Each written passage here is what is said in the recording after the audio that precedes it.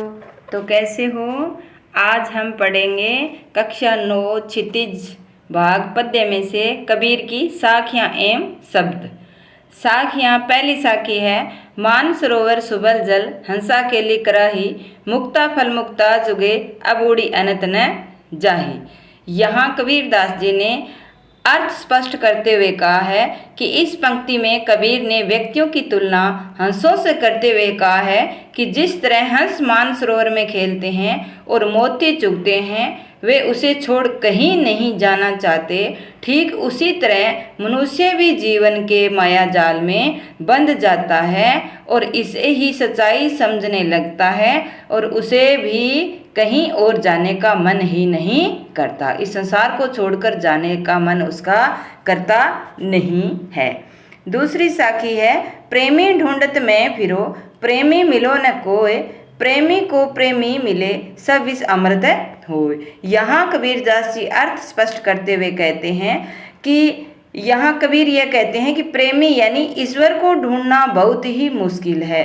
वे उसे ढूंढते फिर रहे हैं परंतु वह उन्हें मिल नहीं रहा है, और प्रेमी रूपी ईश्वर मिल जाने पर उनका सारा विषय यानी कष्ट अमृत यानी सुख में बदल जाता है। इसी प्रकार भावार्थ हम दूसरा करें तो जब प्रेमी यानी ईश्वर से प्रेम करने वाले को भगवान से प्रेम करने वाला ही मिल जाए तो उसकी विषय वासनाएं सब मिट जाती है और वो भगवान की भक्ति में लीन हो जाता है। भाव स्पष्ट हम यह कर सकते हैं, हस्ती चढ़िए ज्ञान को सहज दुलीचा डारी, स्वान रूप संसार है भूखन दे जखमारी। यानी तीसरी साखी का अर्थ यह है कि यहाँ कबीर यह कहना चाहते हैं कि व्यक्ति को ज्ञान रूपी हाथी की सवारी करनी चाहिए, सहज यानी साधना रूपी गलीचा बिछाना चाहिए, यानी व्यक्ति को एकाग्रचित्त होकर भगवान का स्मरण करना चाहिए।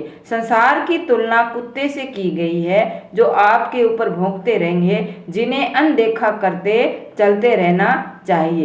एक दिन वे स्वयं ही जक मारकर चुप हो जाएंगे। अर्थात ऐसे लोग जो किसी की निंदा वासना करते हैं, क्योंकि भगवान का स्मरण करने वाला होता है तो उसकी निंदा जरूर कोई ना कोई करता रहता है, तो उन पर हमें ध्यान नहीं देना चाहिए। हमें भगवान का साधना रूपी गलीचा डालकर एकाग्रचित्त होकर उसका ध्यान करना चाहिए। पका पकी के कार ने सब जग रहा बुला, निरपक होई के हरि बजे सोई संत सुजान। अर्थात यहाँ कबीरदास जी कहते हैं कि पक्ष विपक्ष के कारण सारा संसार आपस में लड़ रहा है। पका पकी यानी पक्ष विपक्ष, और भूल भलैया में पढ़कर प्रभु को भूल गया है। सब जग रहा बुला यानी संसार में गिरकर भगवान है वो तेरा मेरा के चक्कर में ईश्वर को ही भूल गया है। जो व्यक्ति इन सब झंझटों में पड़े बिना निष्पक्ष होकर निरपक्ष होकर हरि भजे यानी इन झंझटों में पड़े बिना निष्पक्ष होकर प्रभु भजन में लगा है, वही सच्चे अर्थों में सच्चा मनुष्य कहलाता है। हिंदू मुआ राम कही मुसलमान खुदाए, कहे कबीर सो जीवत हूँ दहू के निकट नहीं जाए। यहाँ कबीरदास जी हिंदू और मुसलमानों की व्याख्या कर रहे हैं कि कबीर कहते हैं कि हिंदू राम राम का भजन करते हुए मुसलमान खुदा करते हुए मर जाते हैं, उन्हें कुछ हासिल नहीं होता। यानी हिंदू तो राम राम का ही स्मरण करता रहता है और मुसलमान है वो खुदा का स्मरण करता है, लेकिन इन दोनों को कोई हासिल नहीं होता। असल में वह व्यक्ति ही जीवित के समान है जो इन दोनों ही बातों से अपने आप को अलग रखता है। यानी वो राम और रहीम और खुदा इनमें कोई फर्क समझता ही नहीं है, वो केवल ईश्वर को एक ही परमात्मा को आत्मा में ही दर्शन पाता है, वह व्यक्ति सबसे अलग रहता है। काबा फिरी काशी भया रामई भया रहीम, मोट चून मेदा भया बैठिक मीरा जीम। यहाँ इस साखी में कबीरदास जी कहते हैं कि आप या तो काबा जाए या काशी, राम भजे या रहीम, दोनों का अर्थ क्या है? समान है। जिस प्रकार गेहूं को पीसने से वह आटा बन जाता है तथा बारीक पीसने से मैदा, परंतु दोनों ही खाने के प्रयोग में लाए जाते हैं, इसलिए दोनों ही अर्थों में आप प्रभु के ही दर्शन करेंगे। यानी यहाँ भावार्थ इस साखी का यह है कि चाहे काबा जाइए काशी जइये, राम ही रहीम है, रहीम ही राम है। मोट चून मैदा ब्या, गेहूं के आटा जब वो मोटा होता है तो आटा का रूप होता है और उसे ही छान कर महीन अलग निकाल लिया जाता है तो वो मैदा का रूप होता है। लेकिन ये दोनों ही खाने के काम आते हैं। अर्थात कहने का मतलब है काबा काशी कहीं भी जाओ, दोनों में ही भगवान का वास है। आगे वाली है, ऊंचे कुल का जन्मिया, जो करनी ऊंच न होई, सुब्रन कलश सूरा भरा, साधु निंदा सोई। यानी यहाँ कबीर ने ऊंचे कुल के जन्म के बारे में कहा है कि व्यक्ति का अगर उच्च कुल में जन्म हो जाए तो क्या अगर उसके कर्म अच्छे नहीं होता तो वो निंदनीय योग्य ही होगा। इन पंक्तियों में कबीर कहते हैं कि केवल उच्च कुल में जन्म लेने से कुछ नहीं हो जाता, उसके कर्म ज़्यादा मायने रखते हैं। अगर वह व्यक्ति बुरे कार्य करता है तो उसका कुल अनदेखा कर दिया जाता है। ठीक उसी प्रकार जिस तरह सोने के कलश में रखी शराब भी शराब ही कहलाती है, वो कलश निंदनीय योग्य ही होता है। शुभ्रन यानी सोने से, कलश यानी कलश, सूरा सूरा यानी शराब भरा हुआ है, साधु निंदा सोई। कहते हैं कि हे साधु संतो कबीरदास जी कि सोने के कलश में अगर हम शराब को भर दे जाएंगे, लेकिन वो कलश चाहे सोने का होगा परंतु वो निंदनीय ही होगा। आगे हम कबीरदास जी के पद पढ़ने जा रहे हैं। तो यहाँ कबीरदास जी कहते हैं, ईश्वर को खोजने की बात इसमें कही गई है। ईश्वर कहता है कि तू क्यों कहाँ मुझे ढूंढता फिरता है, मैं तो तेरे पास में ही हूँ। यानी मोको कहाँ ढूंढे बंदे, मैं तो तेरे पास में, नामे देवल नामे मस्जिद, ना काबा कैलाश में, ना तो कौन क्रिया कर्म में, ना ही योग विराग्य में, खोजी हो तो तुरते मिलियो पल भर की तलाश में, कहे कबीर सुनो भाई साधो सब श्वासों की श्वास में। यानी इन पंक्तियों में कबीरदास जी ने बताया है कि मनुष्य ईश्वर में चारों ओर, ईश्वर को ढूंढने में चारों ओर भटकता रहता है। कभी वह मंदिर जाता है तो कभी वह मस्जिद जाता है, कभी काबा में भ्रमण करता है तो कभी कैलाश में। वह ईश्वर को पाने के लिए पूजा पाठ तंत्र मंत्र करता रहता है, जिसे कबीर ने महज आडंबर बताया है।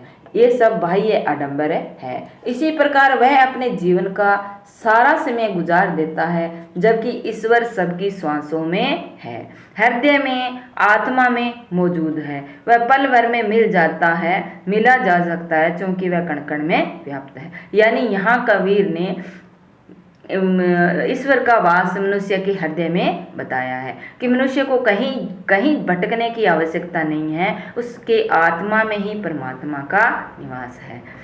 दूसरा पद है, संतो भाई आई ज्ञान की आंधी रे। यहाँ ज्ञान रूपी आंधी के बारे में बताया है कि व्यक्ति में जब ज्ञान रूपी प्रकाश का उत्पन्न हो जाता है तो उसकी सभी विषय वासनाएं रूपी अंधेरा है वो मिट जाता है।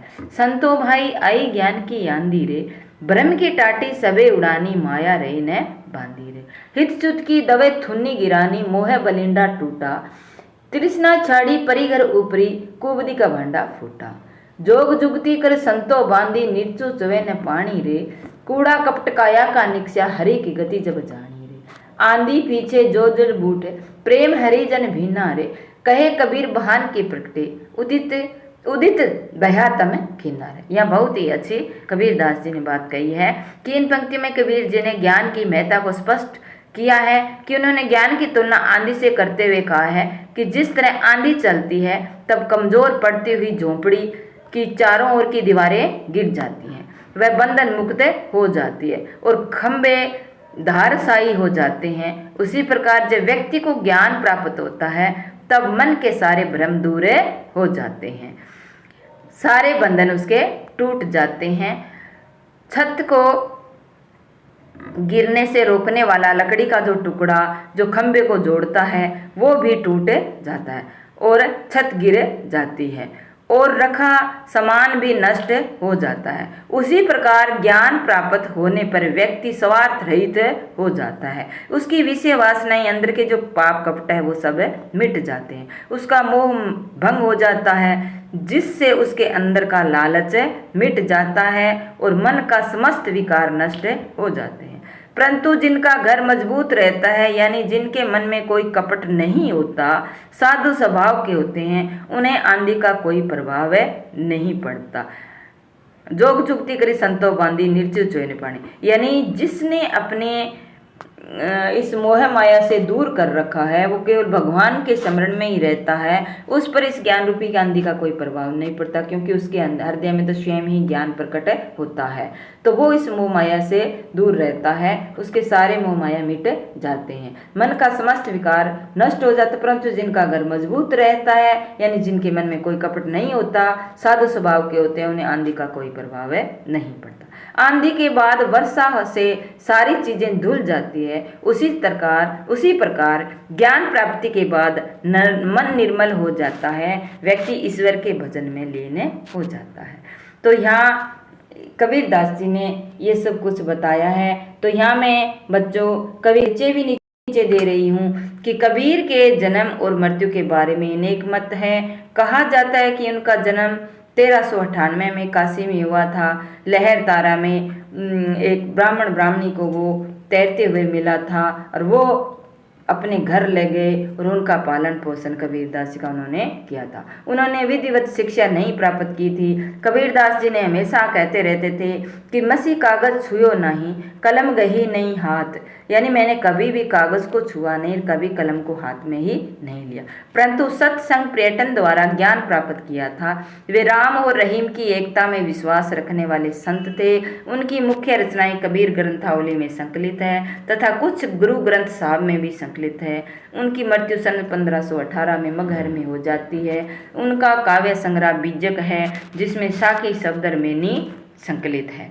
कबीर के कठिन जो कबीर ने जो पद और साखियाँ दिए हैं, साखियों में जो कठिन शब्दों के अर्थ है वो सुबर यानी अच्छी तरह भरा हुआ, केली यानी क्रीड़ा, मुक्ताफल यानी मोती, दुलीचा यानी आसन, स्वान यानी कुत्ता, झक मारना, व्यक्त बर्बाद करना, वक्त बर्बाद करना, पखापखी पक्ष और विपक्ष, कारणे यानी कारण, सुजान यानी चतुर, निकटी यानी निकट, काबा मुसलमानों का पवित्र तीर्थ स्थल है, मोट चून मोटा आटा, जन्मिया जन्म लेकर, सूरा यानी शराब, टाटी यानी लकड़ी का एक पल्ला, थुन यानी स्तंभ खंबा, बलिंडा छप्पर की मजबूत मोटी लकड़ी, छाने यानी छप्पर, बांडा फूटा यानी भेद खुला, निर्चु यानी थोड़ा भी, चुवे यानी चोना, बता वर्षा, किना यानी क्षण हुआ।